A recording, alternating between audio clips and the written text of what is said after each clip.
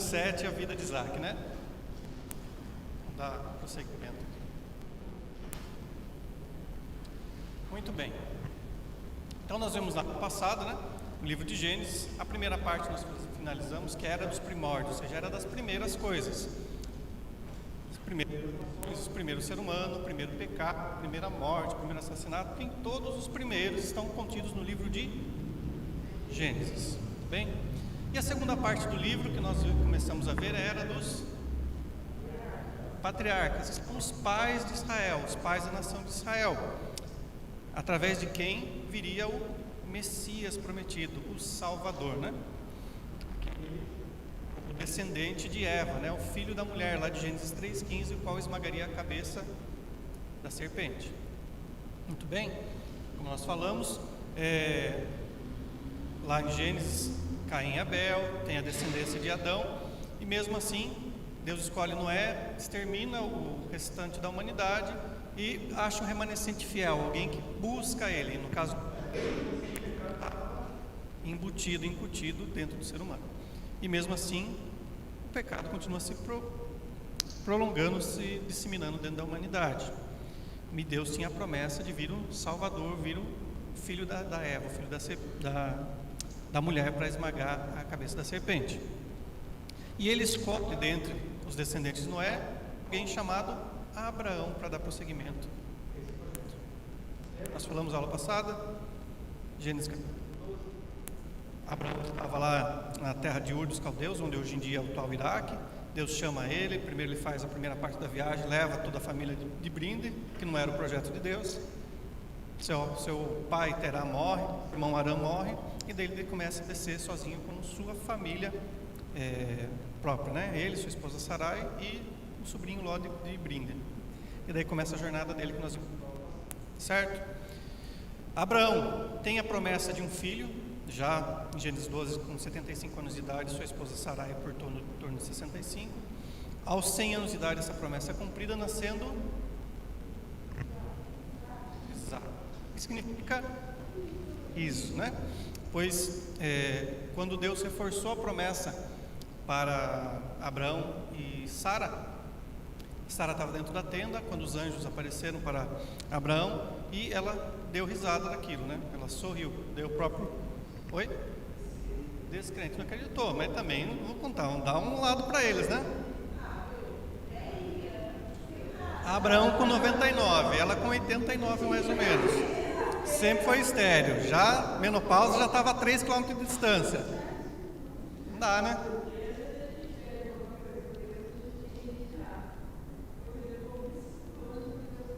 A promessa, né? E eles tentaram dar um jeitinho ainda, né?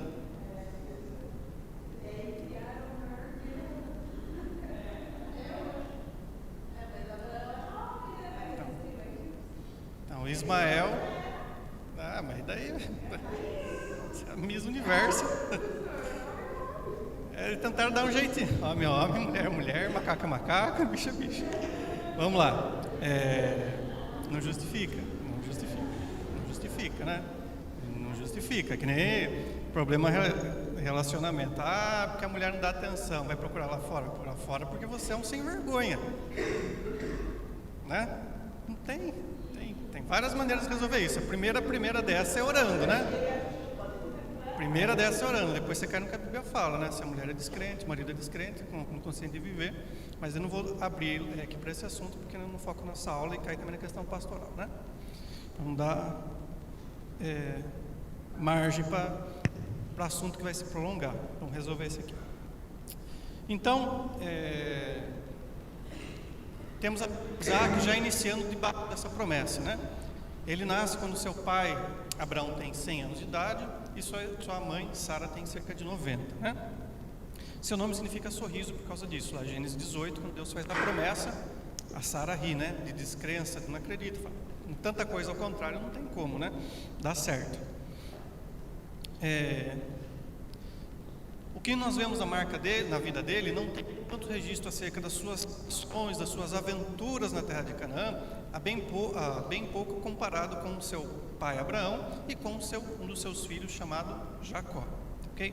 Mas mesmo assim nós vemos a marca da obediência na vida dele, né? Isso é demonstrado principalmente, na página número 7, lá no finalzinho, no Gênesis capítulo 22, como nós falamos aula passada, né? Quando Deus vai provar o coração de Abraão. Fora, Deus tinha feito a promessa para Abraão há 20 anos atrás, nasceu Isaac. Depois disso, com cerca de 14 anos do Isaac, de 10 a 14, então já vinham se passando 35 até 40, 39 anos, né? E o coração de Abraão se mudou. Deus havia dado a promessa e não estava mais preocupado em saber qual o plano de Deus, mas sempre preocupado com Isaac. E Deus faz uma prova ao coração de Abraão, né? Fala isso para você, mas isso é mais importante do que eu. E Abraão provou que não, que Deus era mais importante, era o ponto vital, era o ar que ele respirava, acima de todas as coisas, até mesmo da vida do seu próprio filho Isaac. E como eu falei para vocês na aula passada, enquanto eles estão saem lá de Berseba, vão até a direção onde hoje em dia é Jerusalém, mais ou menos, onde seria o Monte Moriá, caminhada de 3 dias, está tudo bem, estão caminhando, tem madeira, tem o fogo que é mantido, né? Não tinha isqueiro naquela época, não tinha nenhum meio, tinha que ir mantendo o fogo aceso. Tinha um facão, mas não tinha o animal, não tinha o sacrifício. Tudo bem, sobe o monte, fica os criados, os servos, ali na base do monte, sobe Abraão e Isaac. Até aí tudo bem, a hora que chega lá em cima e o menino perguntando, cadê o sacrifício? Cadê o sacrifício? Então ele teve que ter fé, né? E a hora que se deixa o seu pai colocar ele sobre o altar e estender o facão contra ele, né? Fala, eu sei o que meu pai está fazendo, eu tenho fé no Deus que meu pai serve, eu acredito que eu sei o que meu pai está fazendo. Então a fé e a obediência é uma marca na vida de Isaac, assim como nós falamos na aula passada, né? Que o próprio Isaac, ele é uma figura, ele é um tipo, uma imagem.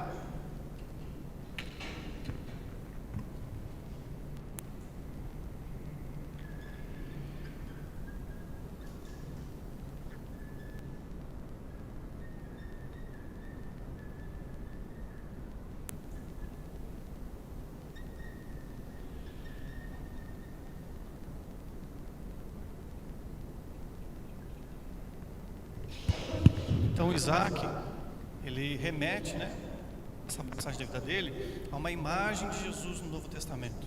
Então ele é uma imagem, um tipo, algo que já apontava para algo que iria acontecer.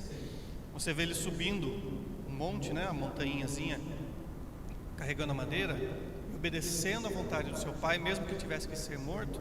Nós já apontamos para Jesus.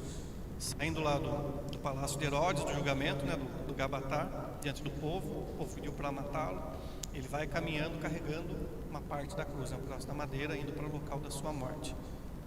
E quem matou Jesus? Os nossos pecados. Ele foi morto por quê? Pelos judeus, pelos romanos? Não, pela vontade do Pai. Ele foi oferecido como sacrifício por Deus, ele a si mesmo se ofereceu. Filipenses capítulo 2, do versículo 5 até o 11, né?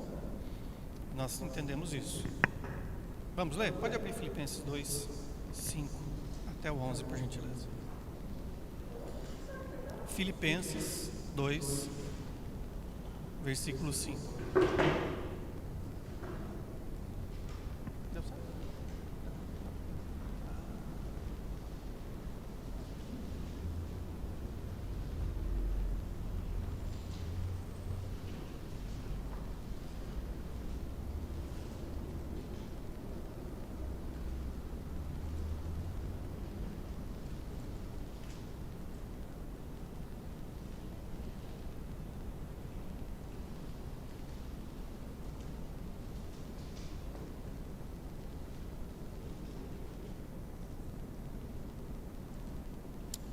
Acharam?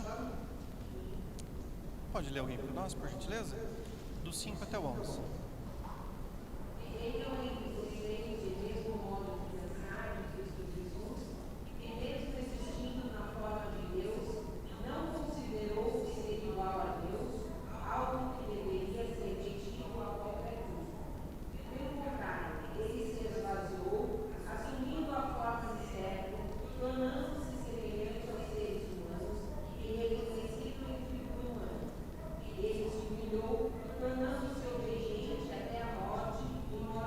Repete esse, por favor.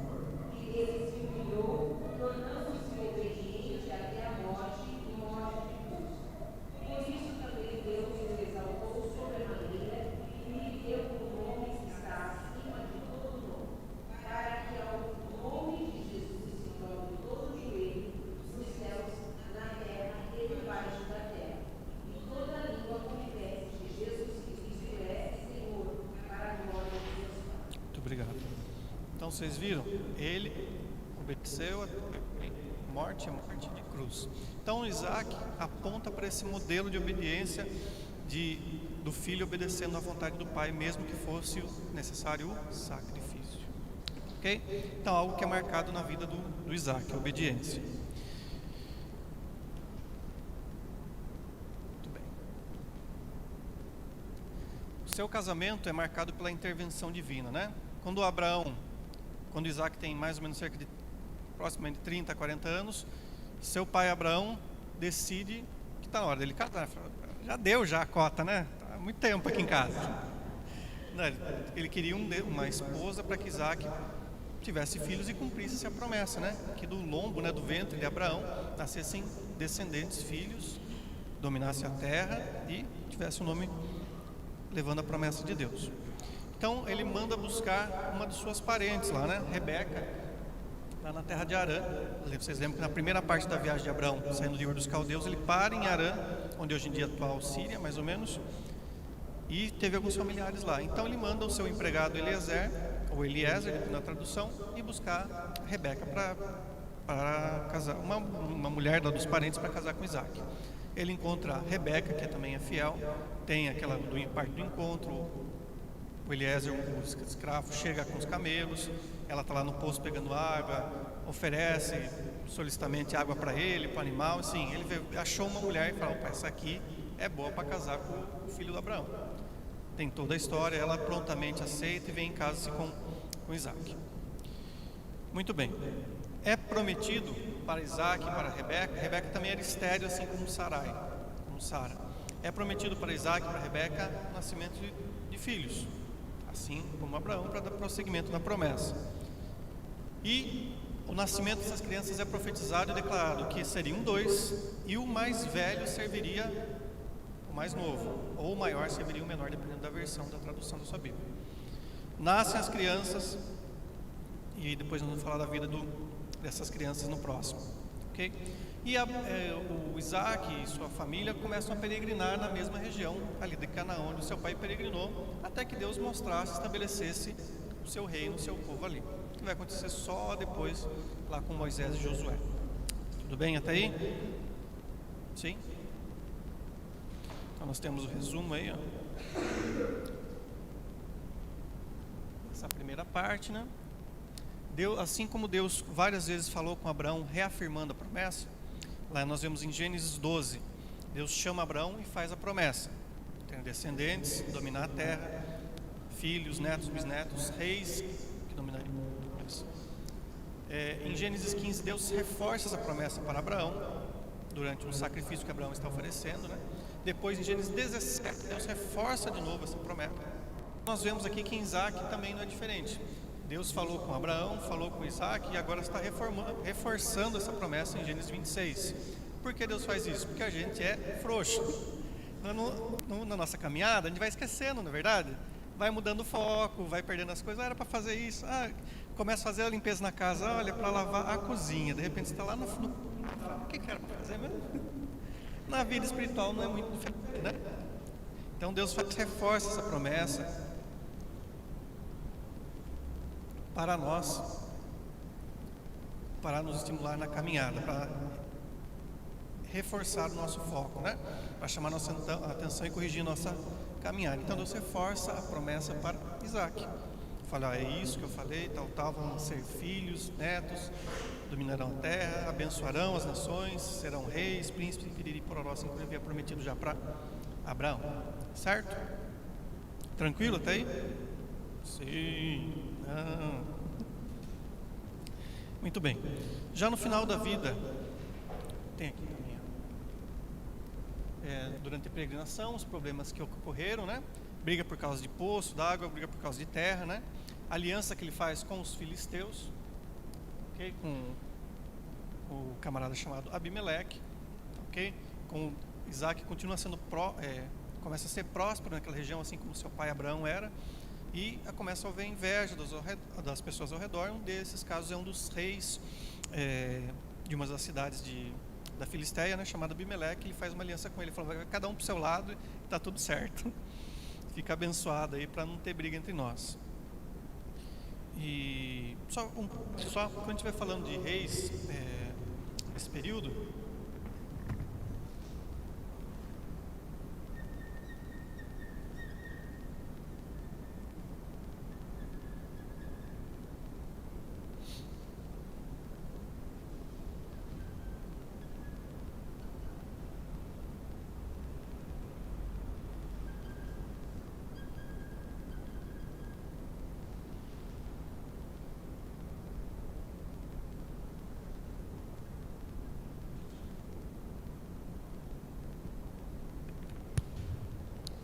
quando a gente fala de reis no Antigo Testamento, na maior parte dele, salvo algumas exceções, ele está falando de líderes que dominavam em pequenas cidades e estados, né? O que é isso, Tiago? Era uma cidade que tinha sua própria autonomia, tanto legislativa, quanto política, quanto militar, quanto religiosa. Era como se fosse mais ou menos: São Paulo era um reino, Sorocaba era outro reino, Tapetininga era outro reino, São José do Rio Preto era outro reino. Eles não havia uma confederação, uma liga entre eles, diferente do que hoje nós entendemos hoje em dia por monarquia, né? Falar a rainha da Inglaterra, a rainha da Dinamarca, a rainha da Suécia, a rei de não sei aonde, era um conceito diferente, né? Tanto que um exemplo bem clássico, nós vemos isso, de Josué, é a cidade de Jericó. Jericó era um reinado, era uma cidade-estado, tinha suas próprias leis, tinha aliança com algumas e tinha inimizade com outras, ok? E o rei geralmente efetuava o papel de reino, de autoridade política, autoridade militar, ou seja, era o chefe do exército, e autoridade religiosa, era o sacerdote mais alto daquela religião, era quem dava a última cartada, né? Tá bom? Só para ficar bem claro na mente, né? Depois, algumas outras exceções, quando aparece, por exemplo, Nabucodonosor, ou mesmo o Império Egípcio, né? Um pouquinho mais para frente, são algo muito maior. Mas a maior parte dos eventos é isso: reis de cidades, estados, de pequenas cidades que tinham um certo poderio, mas não tinha aliança, não efetivava sobre outras regiões. Certo até aí? Sim. Então, quando vocês verem reino, imagina lá a rainha da Inglaterra lá dominando sobre um outro lugar. Não, é bem diferente. Muito bem. O final da vida de Isaac, capítulo 27, ele é enganado pelo filho mais novo, né, por Jacó, que havia, sob orientação da sua esposa Rebeca, né, da mãe dele, esposa de Isaac, havia orientado a Jacó enganar ao pai, a Isaac, para receber as bênçãos que eram devidas ao filho mais velho, né, chamada bênção da primogenitura. E agora que a gente vai entrar em Jacó, nós vamos entender um pouquinho mais acerca disso. Tá bom? Então tem poucos eventos relatados da vida de Isaac. Página de número 9. Aqui nós temos o mapa, ainda não finalizando a vida do Isaac. Temos o mapa onde ocorreram os principais eventos da vida de Isaac, certo? Sim ou não? Sim, muito bem. Vamos lá. Então, página número 9 agora. A vida de Jacó. Aqui nós temos essa imagem com os principais eventos da vida dele, né? A luta com o anjo, ele fazendo o guisado para o seu irmão Esaú, a escada que toca nos céus, né? Enquanto ele tem o sonho, ele erguendo o altar ali na pedra. Acho que isso aqui é o laser, né? Sabe onde que é o laser aqui? Aqui, ó. Altar na pedra. Obrigado, Ricardo. Tá na 8, né? Tá bem pequenininho. Aqui no Data Show dá para ver melhor. Ele aqui com Labão, falando: olha que belas ovelhas. Parece as revistas do Testemunho de Jeová, né? Ilustração.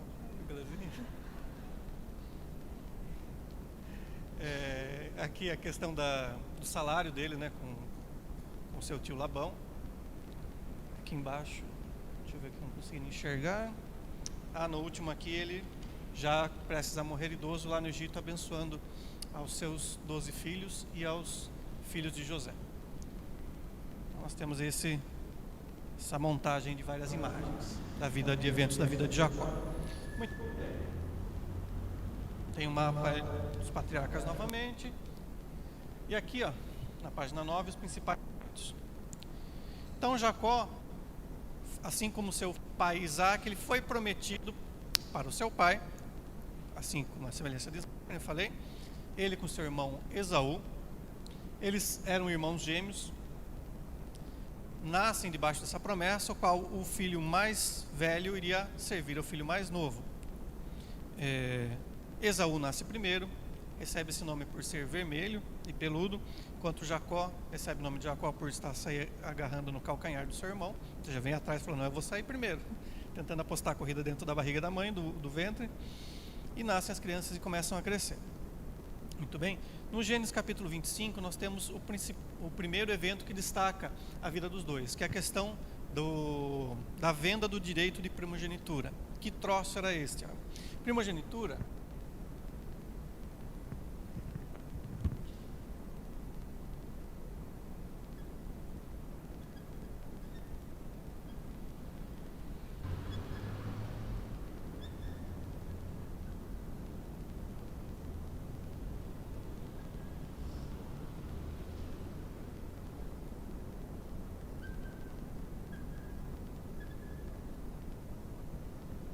em toda a antiguidade, primogenitura era o primeiro filho, o filho mais velho, né? O filho homem que levava o nome da família adiante, né? Então, Abraão teve Isaac, Isaac ia levar o nome da família adiante, no caso não seria para ser Esaú, tá, ok?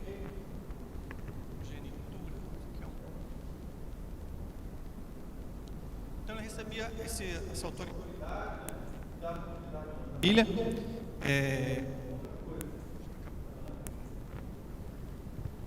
Som. Ei. Som. Outra coisa. Na herança,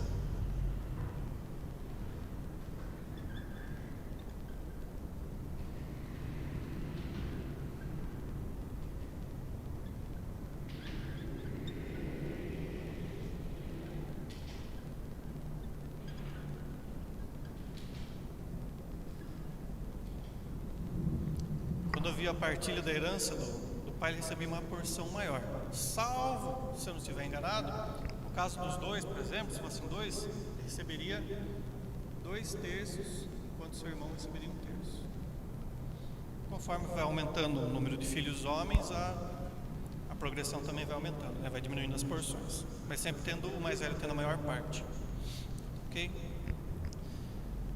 A história vocês sabem? Não? Sim? Vocês lembram, né? Esaú estava no campo, não conseguiu. O Gênesis capítulo 25 já fala um pouco da característica dos dois. Esaú era feito as coisas do campo, era caçador, era mais livre, mais selvagem, e Jacó era mais pacato, ficava dentro da casa. Ok? Tanto que nós vemos depois ele em Gênesis 37, ele faz uma túnica para o seu filho Jacó, faz uma roupa, né? Então ele era mais afeito aos serviços da casa, enquanto Esaú era vou sair, vou curtir, era o caçador. E isso começou a ter uma certa uma rivalidade, mas houve uma divisão na casa. Enquanto Isaac era mais achegado a Esaú, a sua mãe Rebeca era mais chegada a Jacó. E tinha a questão da promessa também, né? Que havia sido feito enquanto a Rebeca estava grávida ainda, de Esaú e Jacó, que o filho mais novo ia dominar sobre o mais velho. Então a Rebeca puxava a sardinha para um lado e Isaac puxava a sardinha para o outro. Uma receita perfeita para dar na casa, né? Vai dar aquilo que o gatinho faz para jogar areia em cima, né? Vai dar ruim, vai dar treta. E já é marcada a vida dos dois assim.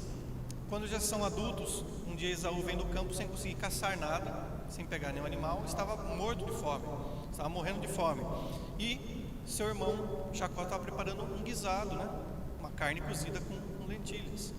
E ele fala, dá um pouco disso daí. E Jacó malandramente fala, dou sim, se você me der o direito de ser o filho mais velho, o direito à primogenitura.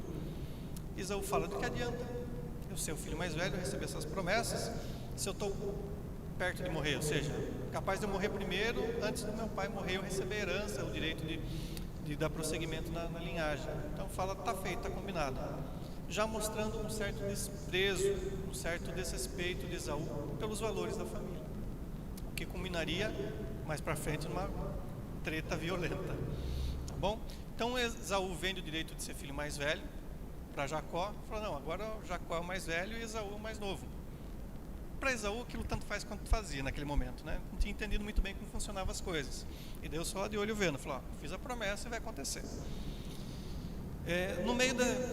Depois desse evento, Esaú casa-se com duas mulheres da região de Canaã, o que traz desgosto tanto para Isaac, que era seu puxa-saco lá, que cuidava de achar o filho favorito, quanto para sua mãe Rebeca, desobedecendo, descumprindo aquilo que era o valor da família. Ele deveria se casar com uma mulher da parentela da família de Abraão e Isaac.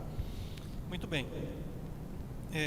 Um pouquinho mais para frente, nós vemos que Isaac já perto de morrer, perto dos seus anos finais, ele já estava cego. E como estava perto de morrer, era um momento que tanto no Antigo Testamento, na Bíblia, quanto nas culturas do Oriente, o líder da família, do clã, da tribo, ele abençoava, dava as diretrizes finais, né, para o filho mais velho. Abençoava o primogênito, né, utilizava a lei da primogenitura. Então Isaac fala para Esaú, vai lá, traz uma caça para mim, prepara um alimento que eu vou abençoar você, porque não sei quanto tempo mais eu vou viver, quanto tempo mais eu vou durar. Rebeca ouve isso e malandramente fala, Jacó, vem cá, e prepara toda aquela armadilha que você sabe. Não, sim, sabe a história, né?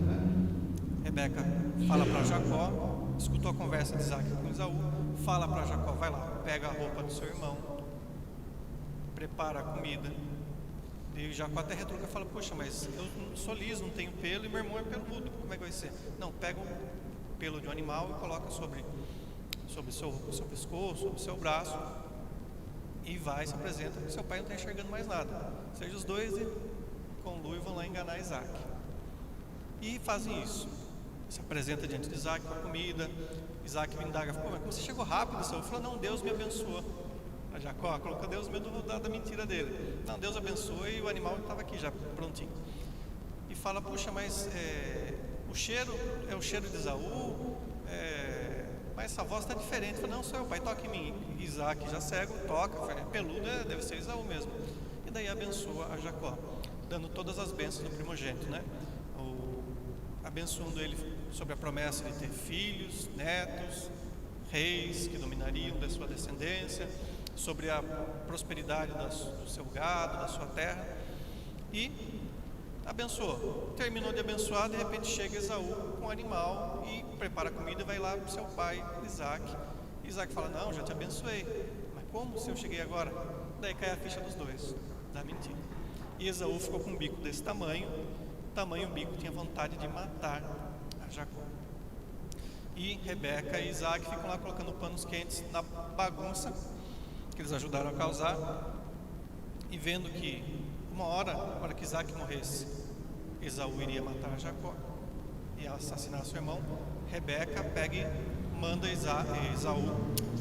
Jacó para a terra de Harã.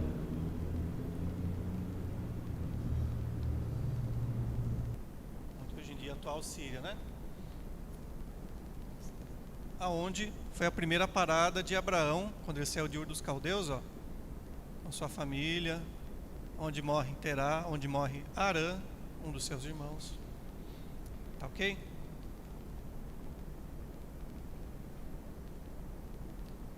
Muito bem. Então, Jacó foge em direção àquela região dos seus familiares, peregrinando, sem saber muito certo o que ia acontecer. Ele tinha o direito da primogenitura que ele havia comprado do seu irmão, tinha as bênçãos do seu pai, mas agora estava ele nu com a mão no bolso, só com a roupa do corpo, e ia viver a vida que Deus havia prometido para ele. Muito bem, no meio do caminho ele para num local chamado Betel, que depois recebeu esse nome, né? Que significa casa de Deus, que é onde Jacó, durante o seu sono, tem aquela visão, uma escada saindo da terra, tocando nos céus, onde os anjos sobem e descem. Okay? Ele acorda assustado com aquilo, fala: isso aqui só pode ser um lugar, senão a casa de Deus. Faz um voto com Deus, fala: Deus, pega um pouco de óleo que ele tinha, joga sobre uma pedra e fala: se o Senhor me abençoar na minha caminhada, quando eu passar por aqui de novo, eu vou te oferecer o dízimo, a 10ª parte de tudo que o Senhor me der.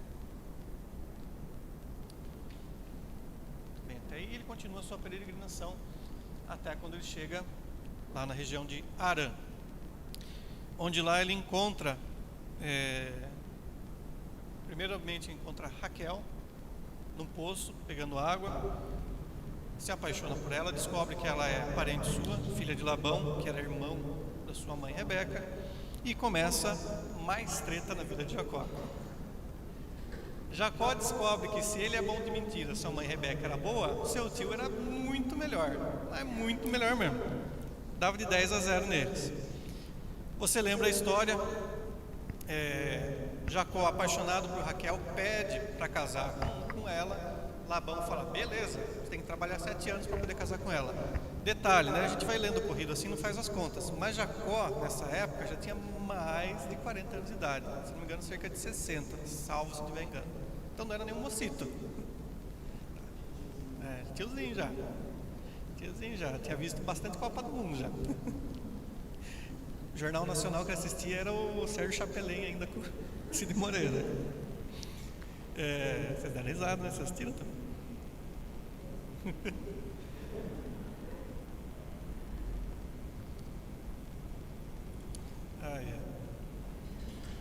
Daí faz a proposta, ele aceita, obviamente, aceita. Trabalha 7 anos. No momento do casamento, vocês sabem a história, tá todo mundo alegre, Jacó entorna o caneco, bebem conforme o costume deles lá e vai para a tenda nupcial, se fosse o hotel 7 estrelas lá da noite de núpcia deles. Dorme com a esposa, a hora que acorda fala: algo está diferente, tem alguma coisa errada aqui, né? Não é muito bem. Eu comprei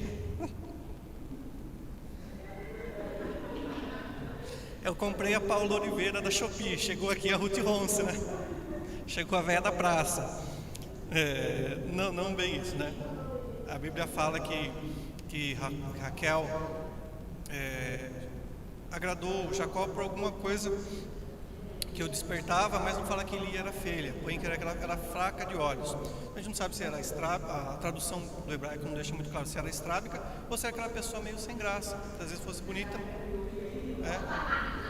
não tinha brilho, não tinha vício, né? Sabe a pessoa alegre quando preenche o ambiente, né? Vamos chegar lá já. Preenche o ambiente, domina, né? Talvez Raquel fosse essa, enquanto lia aquela que você cumprimentava da pontinha da mão assim, da mão direita aí mesmo. Sabe que você vai cumprimentar da mão assim, parece que está morrendo? Talvez fosse isso, ou fosse estrábica, né?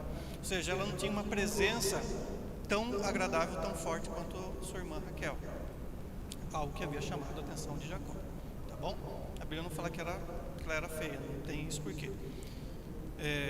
E provavelmente na questão do casamento, né, durante o noivado, como nós vemos até hoje em dia no Oriente Médio, alguns povos, né, somente povos que adotaram o islamismo depois, a questão do véu, né? Então entrega a esposa, cerca da mesma idade, talvez mesmo corpo, parecido, e entra lá e Jacó já bêbado, fala: 3 mais 3 é igual a 17, é essa mesmo. E a hora que veio de manhã, passou a embriaguez, já estava sóbrio, não tinha mais véu, ele falou: não, é ali, eu pedi para casar com Raquel, trabalhei por Raquel. Daí ele vai conversar com Labão e fala: então, aqui na nossa terra é diferente, você casa primeiro com a mais velha, depois com a mais nova. Fala: pô, mas não foi isso que a gente tratou. Fala: tô nem aí. Ele descobre, ema, cada um com seus problemas, né? Ele descobre na pele que seu tio Labão era tão bom de somebody love quanto sua mãe Rebeca, de enganar. Ele enganou, agora estava sendo enganado. E isso ia prolongar por mais alguns eventos. Então, eles fazem um acordo ali e falam: mas eu pedi Raquel, como é que vai ser? Então, você vai trabalhar mais 7 anos para ter o casamento com ela. E passa-se aquela semana de núpcias e Jacó recebe Raquel como esposa também. Ok? Ele ia trabalhar mais 7 anos como dote para poder ter se casado com Raquel. E só detalhe que os primeiros 7 anos, o livro de Gênesis, o Moisés fala que passaram como se fossem dias para para Jacó. Tamanho era a paixão dele por Raquel. Isso vai refletir mais para frente agora na história de Jacó, e vai pesar esse favoritismo que já havia na casa de Rebeca e Isaac, vai ser um problema também na vida de Jacó. Um problema bem grave. Ok? Oi? Treta. Casou com Lia. Não. Casou com Lia. Conversou com Labão, tirou. E aí, Labão, como é que fica? Labão deu sanbalho 9 nele. Passou uma semana das núpcias, ele recebeu Raquel como esposa. Daí ele teve que trabalhar. Não, teve que trabalhar os 7 anos. Isso, crediário lá, para pagar o dote. Isso. Trabalhou 7 anos para receber a primeira. Esperou uma semana, recebeu a segunda. E o carnê. Ou seja, 14 anos.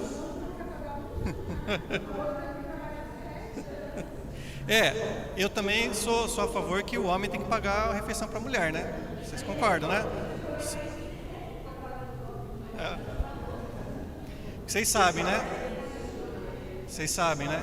Que o homem tem que pagar a refeição para a mulher. Porque a última vez que a mulher deu o alimento para o homem, não deu muito certo, né? Lá no Jardim do Éden, o bagulho ficou meio complicado, né?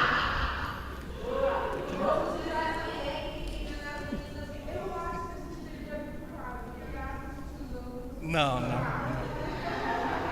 Vai dar ruim. Vamos lá então.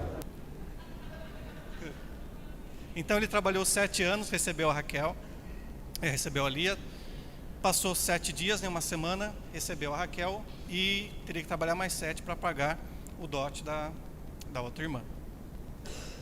Nesse meio tempo, melhor dizendo, vai começar todos os percalços, os tormentos da sua vida, né? Aqueles mais doidos que falam, que é bom que pudesse casar com 2, com 3, com 4. Lê aqui, você já veja a besteira que dá. Oi? Vê a besteira que dá aqui para você ver. O favoritismo que eu falei que havia na casa de Isaac e Rebeca reflete-se agora também na vida de Jacó e suas 2 esposas, né? Ele amava a Raquel, era explícito, e Lia ele tolerava. Ele tratava ela bem, tratava como esposa, mas não era sua favorita. E começou um certo problema que nem a irmã falou ali. Falou, Raquel, assim como Sara, assim como Rebeca, era também estéril, não poderia ter filhos. Enquanto a sua irmã Lia era uma procriadora, uma coelha. Jacó passava na porta da tenda, ela já engravidava. E cada vez aquilo ia se tornando um peso. Enquanto Jacó com Raquel não conseguiam conceber, Jacó com sua irmã Lia, ela tinha um filho atrás do outro. E só que Lia alimentava o desejo de chamar o amor, a atenção do seu marido para ela. Tanto que ela vai colocando o nome dos filhos, falando, agora Deus olhou para mim. No caso, o primeiro filho, nasce Ruben, em hebraico quer dizer, vê um filho. Depois nasce Shimeão, Deus ouviu o meu clamor, agora meu marido vai gostar de mim. Nasce depois Levi, agora meu marido vai se unir comigo. Levi quer dizer união, junção, ou seja, ele vai ficar comigo agora, vai gostar de mim. Nasce depois Judá, quer dizer, vou louvar a Deus porque agora meu marido vai ficar comigo. Seja ela sempre nessa esperança, seja sendo a preterida, a desprezada, e era algo claro, ela entrou de gaiato na conversa, né, na bagunça, ela não tinha nada a ver com o casamento, mas seu pai Labão fez daquele jeito e ela acabou pagando o pato, ok? E começa a briga entre si. Vendo Raquel que sua irmã Lia era próspera e tinha filhos, ela começa a brigar com Jacó, fala, poxa, eu quero filho, como é que fica? E Jacó se desespera, fala, eu estou no lugar de Deus por acaso? Não tem como. E vendo que não tinha filhos, começam a ter aquelas brilhantes ideias, assim como Sara, ou seja, tentam dar um jeitinho na promessa de Deus, no plano de Deus. Raquel dá a sua empregada Bila para Jacó, fala, transa com ela, quando nascer a criança eu estou lá, como o costume daquela época, nasceu a criança, ela nasce no meu colo, é meu filho. Jacó consente, não sei onde ele tirava o tempo, né? Porque tem que pagar o dote, tinha que manter as 2, tinha as crianças, né? Enfim, e já não era um jovenzinho, né? Tinha mais de 60. e tem a primeira criança. Vendo, mas nem Viagra não resolvia, né? Vendo o caso, Lia havia parado de ter filhos, já tinha relação com Jacó, mas não engravidava mais. A Bíblia não fala porque naquele meio tempo. Ela também faz a mesma coisa, dá sua serva Zilpa, para que Jacó transasse e nascesse a criança e fosse chamado filho. Casos de família perde longe dessa bagunça, né? Esses programas de tarde na televisão brasileira perde longe do tamanho da treta. Daí nós vemos bem claro que a Bíblia não esconde nada dos erros nossos, do ser humano, do pecado, das bagunças, dos problemas que a gente arranja para nós mesmos, né? Começa a bagunça, a treta generalizada, a briga entre as irmãs, depois briga entre as servas, e Jacó no meio do fogo cruzado, tudo isso. Ele viu agora que a mentira dele com sua mãe Rebeca tinha consequências também. Deus havia prometido que ele dominaria sobre seu irmão, mas não falou que ia ter que ser na base da mentira, né? Muito bem. Ocorre todo esse período, eles têm 12 filhos lá na terra de Canaã, ok? Vão nascer todos os filhos homens, exceto Benjamim, que nasce depois durante a caminhada, e nasce também uma mulher chamada Diná. Muito bem. Só no finalzinho dessa treta, para resumir, Deus se lembra a Bíblia fala em Gênesis, Deus se lembra de Raquel, né? Ouve o clamor de Raquel, e ela fica fértil e tem um filho chamado José, o filho da mulher amada de Jacó, de Raquel. Estão lembrando disso? Favoritismo na casa de Isaac e favoritismo na casa de Jacó. É um ingrediente bom para dar treta. Vai dar B.O. Favoritismo, né? Falar, eu gosto mais desse filho, eu gosto mais daquele, né? A gente sabe, todo ser humano, o pai e a mãe vai se apegar mais com o outro, mas tornar isso explícito e deixar claro e até mesmo incentivar é receita para ter briga, para ter confusão na casa. E confusão abre as portas para o diabo, para o mundo espiritual das trevas e vai dar ruim. Bom, nesse meio tempo, aliás, todos esses eventos que ocorreram da família, Jacó havia passado 14 anos, havia pagado o dote de Raquel, o dote de Lia, e agora estava buscando uma herança para si. Ele trabalha cerca de mais 7 anos, de 6 a 7 anos, porque ele fica em torno de 20 e 21 anos com Labão. Esses últimos 7 anos, ele busca agora o seu salário, a sua herança, né? Fala, poxa, eu trabalhei 7 anos para pagar o dote de uma, depois o dote da outra, agora eu preciso ter para os meus filhos, né? Também é o tamanho da família, 2 esposas e 2 empregadas, 2 servas, né? E mais 12 filhos. Então ele começa a negociar com Labão agora qual seria o salário dele, né? O que ia ser a herança dele. Nós temos nessa imagem que agora, lá a questão das ovelhas, né? O salário seria pago entre ovelhas e cabritos. E diz a Bíblia, lá no Gênesis 31, que tudo que o Jacó cuidava era próspero. Então Labão viu aquilo e na hora que eles vão fazer o acordo, falou: ô Jacó, beleza então. Então as ovelhas que nascerem brancas, sem mancha, vão ser minhas, e as que nascerem escuras ou com manchas malhadas, com listas, vão ser suas. Deus dá um sonho para Jacó. Jacó pega uns gravetos, umas varas, descasca eles e coloca diante do lugar onde os animais bebiam água, e assim, na hora que as fêmeas iam beber água, os machos cobriam, né? Copulavam com o animal, com a fêmea, e na hora que nasciam malhados, conforme ao sonho, a direção que Jacó teve. E Labão viu isso e falou: bom, a maior parte dos animais é malhado e os brancos é menor. Ô Jacó, vamos trocar o seguinte, seu salário vai ser outro agora. Então os brancos vão ser seus e os malhados, manchados ou escuros, vão ser meus. E trocam, e daí Deus começa a prosperar, crescer mais os brancos do que os malhados. E Jacó chegou a uma bela conclusão, falou: vai dar ruim isso aqui. E diz a Bíblia, não fala todos os eventos, mas o Jacó usa a expressão que foi enganado 10 vezes por Labão. Ou seja, foram várias e repetidas vezes durante esses 21 anos, principalmente nos últimos 7, na questão do salário. Tá?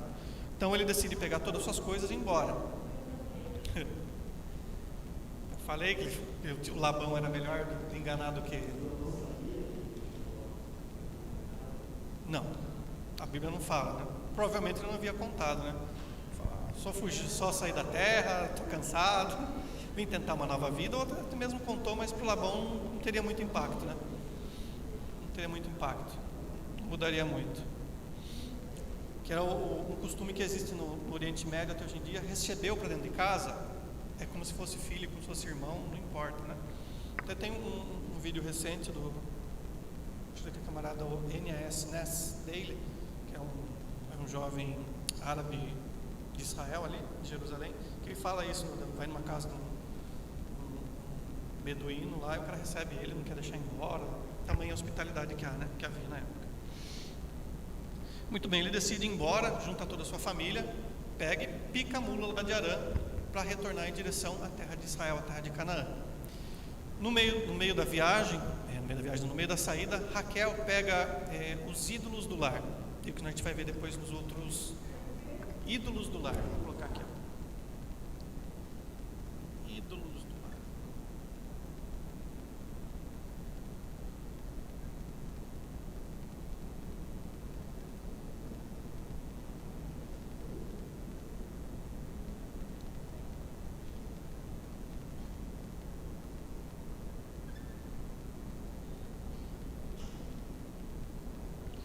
Então a Raquel, ela pega os ídolos lá, que eram imagens, esculturas dos deuses ao qual Labão prestava culto, e tinha um significado além disso, né, do lado religioso. Era que o possuidor daquilo era o chefe da família, que recebia herança, que tinha o direito, quase que o direito da primogenitura, né? Então Raquel pegou uma herança para si daquilo lá, não que ela fosse religiosa dos ídolos apenas, mas era algo que garantia uma herança para ela e para os seus filhos e para Jacó. Tá bom? Tanto que nós vemos que Labão, ele vê que foi todo mundo embora, mas ele sente mais falta dos ídolos do lar, daquelas imagens, daquela escultura dos deuses, porque era a autoridade, como se fosse o selo, como se fosse o testamento, né? Uma carta lavrada no cartório e chancelada, carimbada lá, né? Assinada, né? E quem era o dono da terra, quem possuía a herança dos animais, tal. E vão embora. Então Labão vai atrás deles, no meio do caminho encontra-se com Jacó, com suas filhas, com seus netos, e fala: pô, você vai embora, o que aconteceu, não sei o que tem, não sei o que lá, como que você dá uma dessa aqui, você tem que ter falado comigo. Fala: não, eu estou cansado. Jacó responde e fala: estou cansado, agora eu tenho que procurar o meu lugar na minha vida. Fala: tá, mas você pegou meus ídolos lá. Fala: não peguei nada não. E só Raquel, escutando a conversa dentro da sua tenda, ela havia enterrado eles, colocado uma lona e sentado em cima. O Labão entrou para procurar e falou: e aí, tudo bem? Como é que tá? E cadê o negócio? Fala: não sei, mas levanta aí para ver. Não posso levantar, eu estou no período de menstruação aqui agora e estou impura, não posso sair, tenho que ficar aqui quietinha, sentada, conforme era o costume da época. Ou seja, a Raquel também era boa de somebody love, de enganar, assim como seu marido Jacó e como seu pai Labão, certo?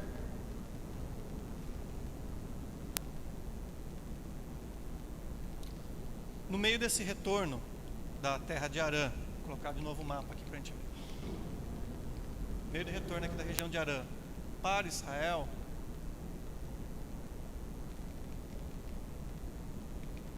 no meio da caminhada, os empregados de Jacó, os servos que vão junto com ele nessa caminhada embora, né, junto com sua família, recebem a mensagem que Esaú estava vindo ao encontro dele. Já era normal, vinha uma comitiva grande, uma caravana grande, falava: de onde você vem, de onde você vai, que as pessoas à frente vendo se tinha água para os animais, tinha pasto, né? E mandava mensagem e falou: é um tal de Esaú, que falou que é irmão de Jacó, e estão se encontrando, e Jacó já fala: deu ruim, deu ruim. E ele faz o que ele mostra, faz uma divisão de sua família, e mostra um certo favoritismo novamente, né? Ele separa a sua família em grupos, manda primeiramente o grupo das servas, das empregadas, com os filhos das empregadas, que teve com as empregadas, né? Depois manda o grupo de Lia com os seus filhos, e depois manda Raquel com José, e depois ele fica por último. Em cada grupo ele mandava presentes para que fosse entregado a Esaú, que fizesse toda aquela reverência, falava: aqui está seu servo Jacó, teu empregado Jacó, tal. Durante esse processo, Jacó acaba ficando sozinho e vai atravessar um pequeno riacho, um ribeiro. Nesse momento aparece para ele o anjo do Senhor. Não um momento de transformação na vida de Jacó. Ele encontra-se sozinho mais de 70 anos de idade, provavelmente, mais de 70, se foi com 60, mais de 80 talvez. Naquele momento, já com uma vida marcada por tanta mentira, ele, do meio do nada, encontra-se com um homem, um anjo do Senhor, na figura de um homem, um ser humano, e de repente começa a lutar, a brigar entre eles, a brigar entre si. E Jacó, mesmo na sua idade, já ele prevalece contra o anjo, né? Ele trouxe uma luta livre, algo assim, engalfinhando, ele começa a prevalecer. E o anjo vai lá e toca no quadril dele, né? Próximo à coxa, e encerra a luta ali. E fala para Jacó: deixa eu ir embora que eu tenho que partir. E Jacó fala: não, só vou sair daqui se você me abençoar. Então Jacó já estava tão cansado, tão maleado, tão batido de viver no engano, de tomar tanta porrada, falou: eu preciso de algo diferente, eu preciso de uma mudança na minha vida. E tendo aquela oportunidade, ele não soltou, não largou. E o anjo foi lá e falou: beleza, então qual que é o seu nome? Ele teve que confessar com sua boca: falou: meu nome é Jacó.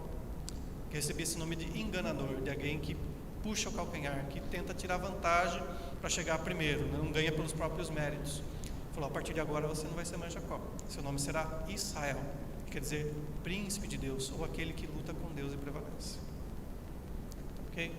A partir daquele momento ele sai mancando, né? O anjo tocou no seu quadril, na sua ligação aqui da coxa, e atravessa, encontra-se com seu irmão Esaú, é bem recebido por Esaú. Deus havia acalmado já o coração de Esaú, oferece presentes. Esaú fala: vem morar comigo, aqui tem bastante terra. Ele fala: melhor não, né? Melhor não, deixa quieto, agora que tá bom, ó, deixa quieto, só Natal, Ano Novo e Páscoa a gente se encontra. É melhor para não dar treta. E ele sai já com a sua alma apaziguada, contudo colheria reflexos de todas as escolhas e eventos que ocorreram na sua vida. Muito bem, começa a peregrinar agora na terra, já com sua vida, sua alma, seu homem interior transformado, já com sua família ali, peregrinando numa terra que seria sua, como Deus havia prometido para Abraão e para Isaac. E nós temos agora os primeiros eventos, né, naquela terra. Gênesis 33.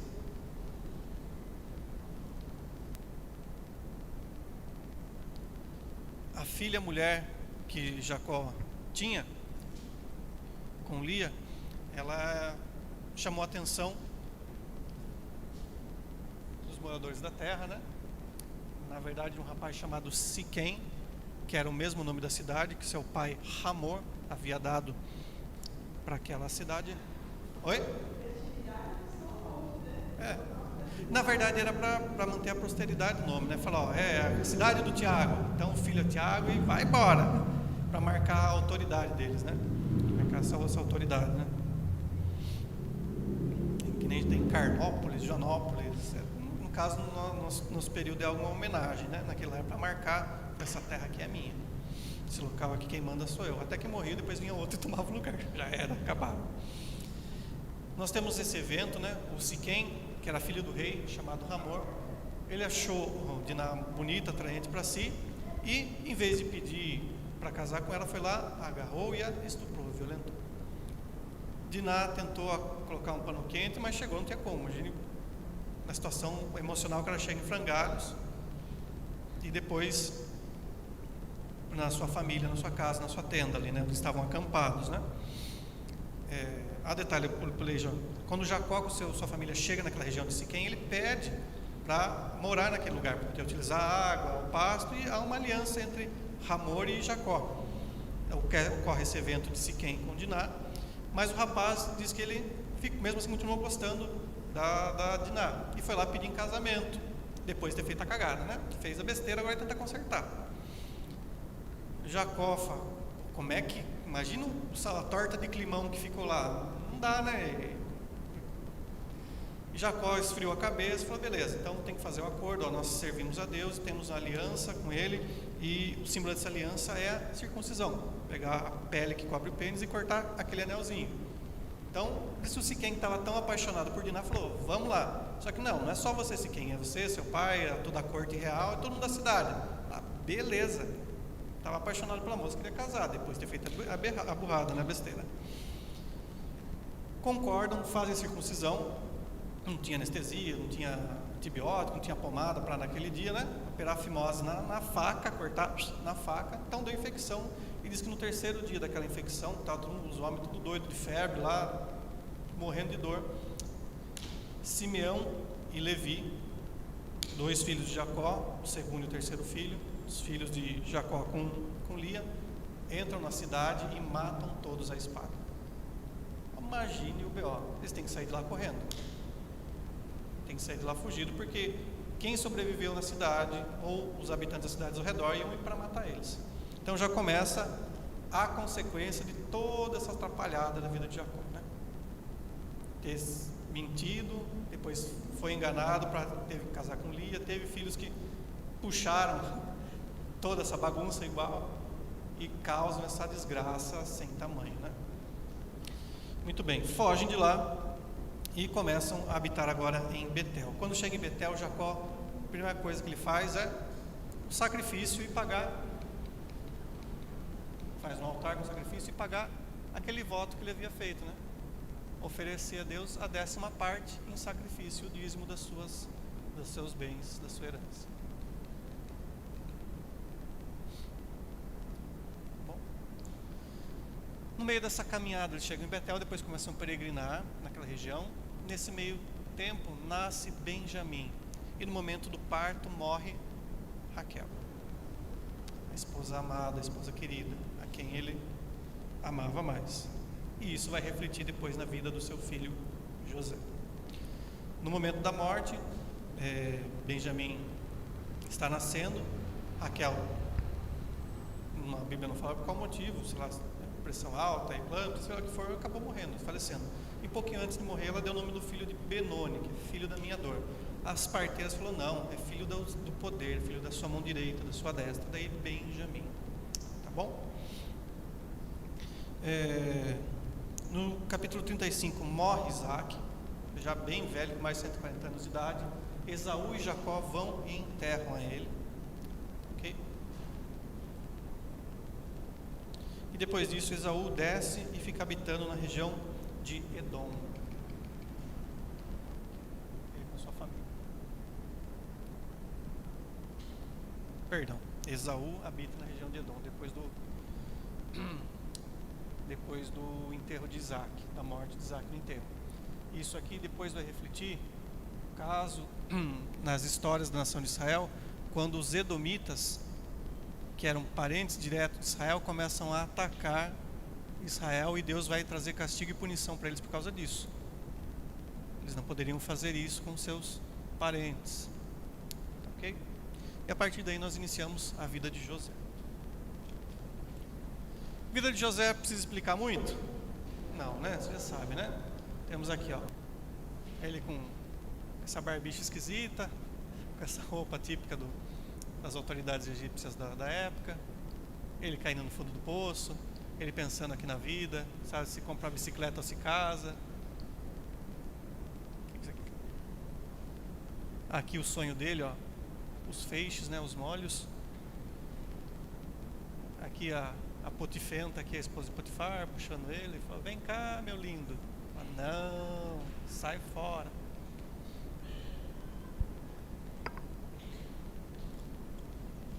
Muito bem. Como eu havia falado antes, Jacó, agora capítulo 37, começamos a vida de José. Ele mostra o favoritismo a José, né? Então, José sendo o segundo filho mais novo, não era o filho mais velho, ele vai lá e faz uma roupa diferente que chamava a atenção, uma túnica comprida de várias cores, e dá para José. Já falamos, deixando bem claro para todo mundo, falar, esse é meu filho querido. Receita para briga, para treta. Seus irmãos ficam com inveja dele, né? Já começa a criar um ranço, fala, esse carinha aqui não sei não. Depois ele tem os sonhos, aqueles 2 sonhos. Durante um sonho que ele tem, ele está num campo, os feixes de trigo, né? Os 12 feixes de trigo se encurvam diante dele. Depois ele tem o segundo sonho, ele chega de manhã, conta para sua família. Depois, alguns dias depois, ele tem o sonho das estrelas, do sol e a lua se curvando diante dele no sonho também. E ele conta e aumenta mais a inimizade dos seus irmãos. Muito bem. Num certo momento, seus irmãos vão para uma região chamada Dotã, que ficava próximo ali de Betel, para levar o gado para tomar água, para comer pasto, né? E para negociar, vender os animais. E Jacó fala: vai lá e vê o que seus irmãos estão fazendo. Ou seja, Jacó conseguia aumentar mais a confusão ainda, né? Vai lá e conta para mim se eles estão cuidando bem dos animais, se eles estão matando e comendo, se estão vendendo e guardando dinheiro, assim, para espionar e depois contar para Jacó. José vai em direção dos irmãos, onde eles estão acampados com os animais.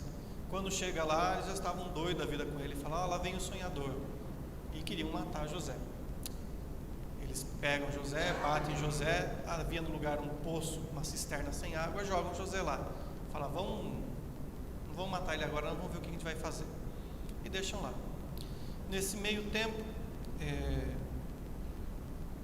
aparece uma caravana de midianitas, amalequitas. Cada hora aparece um nome nessa passagem de Gênesis. Talvez fosse uma composição dos dois, que eram povos nômades, né, povos peregrinos, que estavam descendo para o Egito. E os seus irmãos decidem vender a José como escravo.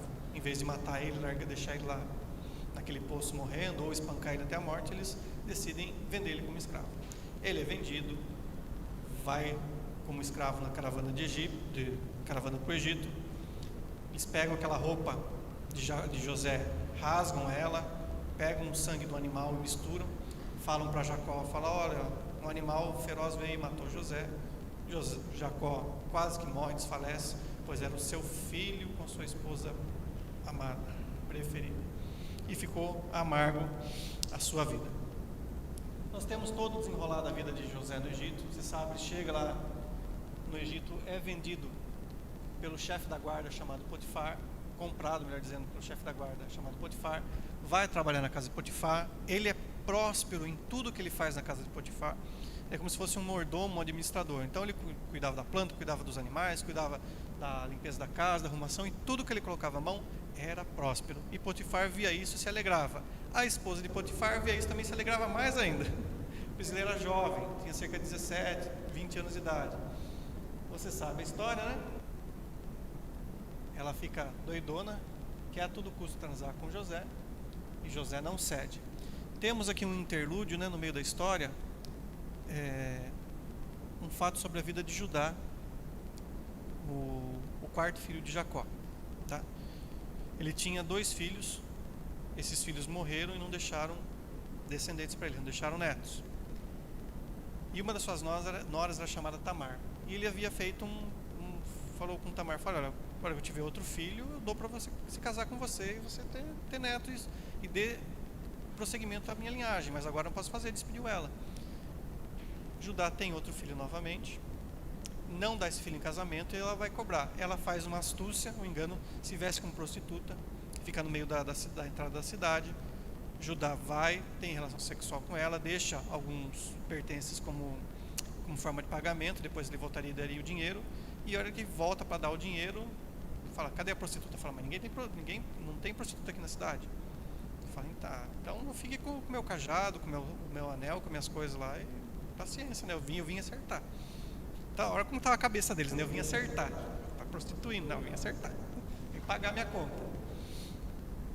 E depois a Tamar aparece grávida e fica todo mundo indignado. Como que é? Se ela está viúva esperando para casar novamente, como que aparece grávida? O que aconteceu?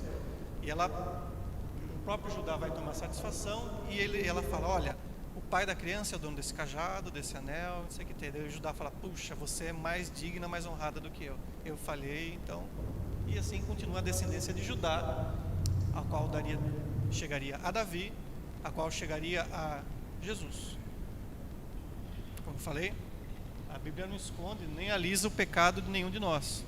E Deus utiliza de pessoas falhas para cumprir o seu propósito. Então, o filho de Tamar não era filho do seu marido, mas era filho do seu sogro Judá. Tá bom? Então lá na casa de Potifar, a Bíblia volta a falar de José. Você sabe a história da esposa de Potifar, tenta de todo modo fazer com que José se deite com ela, ele não nega, não quer, ela pega o momento que está só ele e ela sozinho na casa, puxa a roupa dele e rasga a roupa dele e começa a gritar, falando que esse escravo hebreu estava tentando violentá-la, né? Então, José apanha, José é lançado na prisão, vai no cárcere, mas o estranho é que Potifar, ele era uma pessoa muito importante, era o chefe da guarda do faraó, e o José era um escravo. O interessante é que ele não mata José. Quer dizer que a dona Potifenta era uma pessoa muito boa, né? Já o Potifar sabia o que ele tinha na casa, né? Então ele manda apenas José para a prisão. Você sabe a história dele, ele na prisão, ele é próspero também, assim como na casa de Potifar. Tudo que ele cuidava florescia, tudo que ele cuidava era próspero, ok? E nós vemos também, não em um momento fala que José reclamou, que ele murmurou, mesmo tendo aquela condição dele ser injustiçado, né, por seus desprezado pelos seus irmãos, depois vendido como escravo, trabalhando honestamente, mesmo assim ele sendo acusado de algo que não fez. Em nenhum momento nós vemos ele reclamar. Durante esse período dele na prisão, o padeiro chefe e o copeiro chefe são presos, acusados de roubar algo do faraó. Durante a prisão eles têm 2 sonhos, chamam José interpreta os sonhos dele. O padeiro morreria depois de 3 dias e o copeiro seria livre e voltaria a servir o rei, ao faraó, depois de 3 dias. O sonho é cumprido e José havia falado: olha, copeiro, quando acontecer isso, lembre-se de mim. O copeiro volta restituído ao seu cargo e se esquece de José por cerca de 2 anos. Um dia o faraó, o rei do Egito, tem um sonho.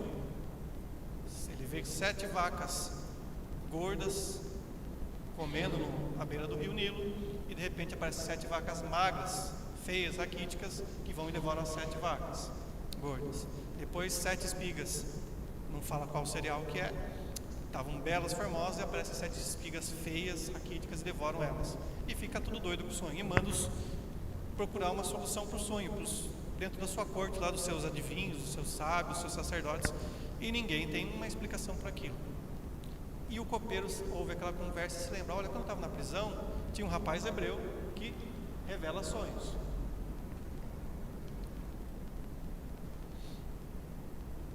José é levado diante do faraó.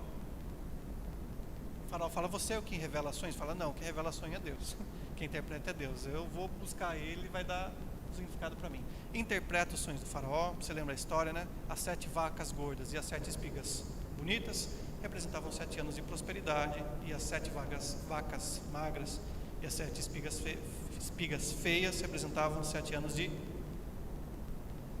seca, de fome. Muito bem. José é estabelecido como governador, como a terceira pessoa no Egito. Primeiro era o Deus principal, a divindade, depois o faraó, depois José. Pode falar.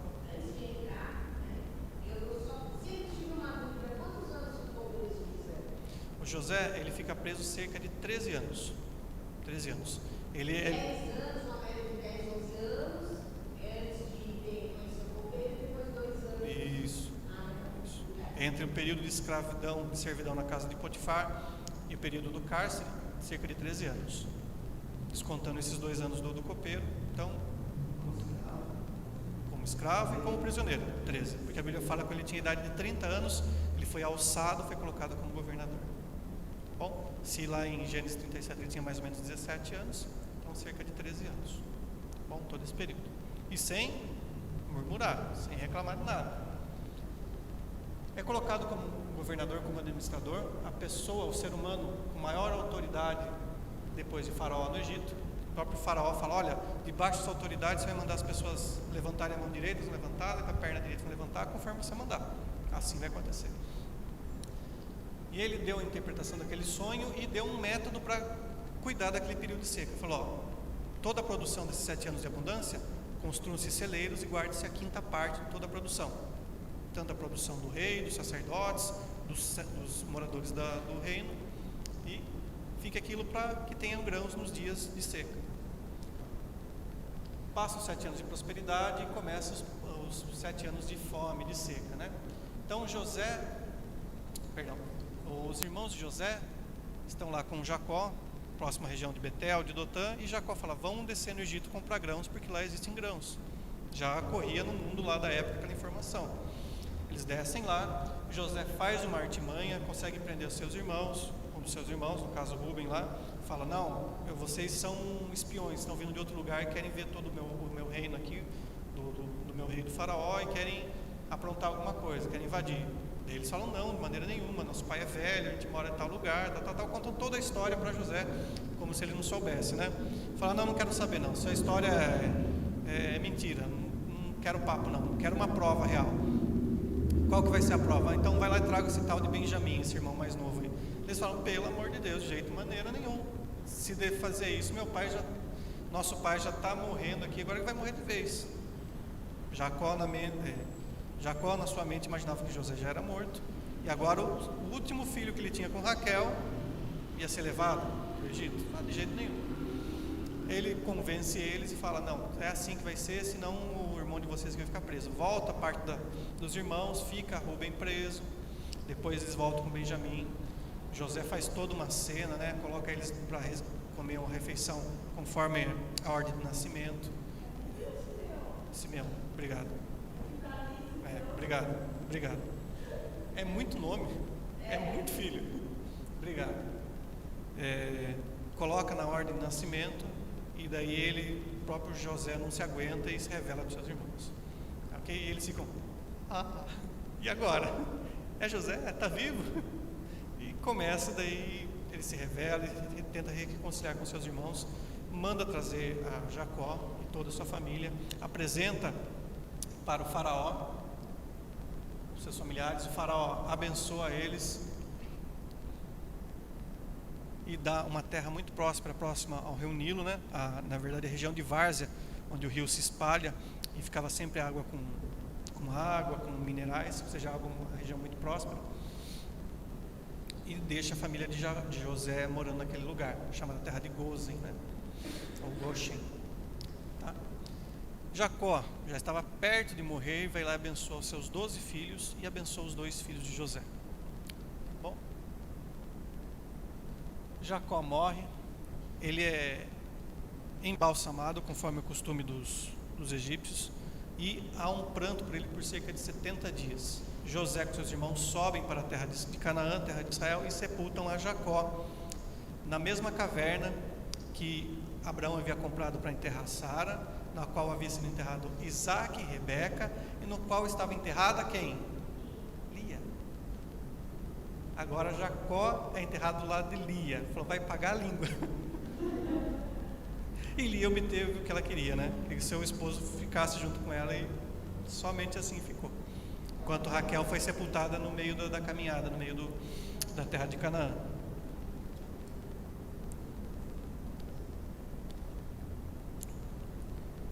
Ok?